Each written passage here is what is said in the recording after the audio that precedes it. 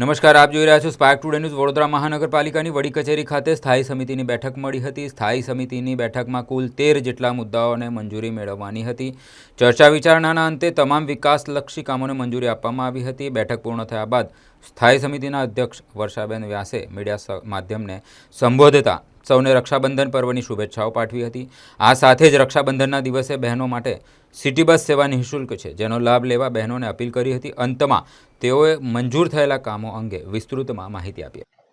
સૌથી પહેલાં તો આવતીકાલે આવનાર રક્ષાબંધન પર્વની વડોદરાવાસીમાં દરેક ભાઈઓને અમારી ખૂબ ખૂબ શુભકામનાઓ છે કે એમના જીવનમાં ભગવાન સુખ, શાંતિ, સમૃદ્ધિ અને તંદુરસ્તી અર્પે। આપ સૌ મીડિયા મિત્રના ભાઈઓ દ્વારા અમે વડોદરામાં એક મેસેજ આપી છે।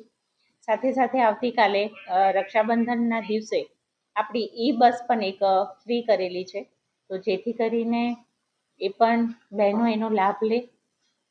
સાથે આજે સ્ટેન્ડિંગ કમિટીની અંદર 13 કામ આપેલા હતા અને 13 કામને મંજૂર કર્યા છે। ઘણા બધા કામ એવા હતા કે જેમાં સમય મર્યાદા અથવા તો રકમની મર્યાદા જેને આપણે વધારવાની હતી, નવું ટેન્ડર ન થાય ત્યાં સુધી।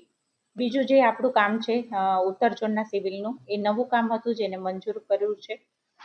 એ સિવાય 3 રોડ લીધેલા છે, છાણી જૂના જકાત નાકાથી મહેસાણા સર્કલ થઈને, સમાજ જલારામ મંદિરથી ચાણક્યપુરી થઈને સૈનિક છાત્રાલય સુધીનો, અને સંગમ 4 રસ્તાથી મંગલેશ્વર ઝાપા સુધીનો જે રોડ રહ્યો, હયાત રોડની બાજુમાં વાઇડનિંગ જે કરેલું છે એ વાઇડનિંગનું દબાણ દૂર કરીને સારી રીતે રોડને પહોળો કરવો, એ કામને મંજૂરી આપેલી છે।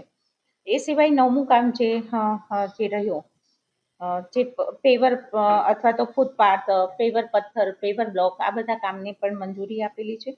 એ ઉપરાંત 11મું જે કામ હતું એ આરોગ્ય શાખા તરફથી આપણને આવ્યું કે હૃદય રોગની શસ્ત્રક્રિયા જેને પણ કરાવી છે એવા 2 દર્દીને જે સહાય પેટીની રકમ હતી એને પણ મંજૂર આપેલી છે।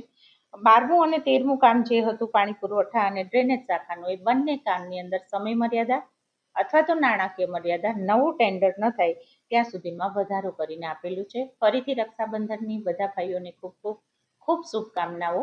ધન્યવાદ।